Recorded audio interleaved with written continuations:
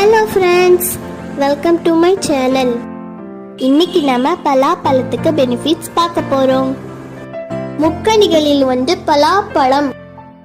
பலாப்பழத்தின் மேல்தோல் கரடு முரடா இருந்தாலும் அதன் உட்பகுதியில இருக்கும் சுளைகள் சுவையாகவும் கண்ணை கவரும் வண்ணத்திலும் இருக்கும்.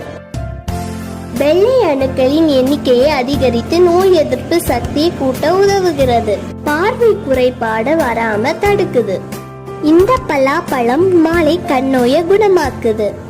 பலாப்பழத்தை தொடர்ச்சியாக சாப்பிட்டு வந்தீங்கன்னா கண்ணோய் வராது.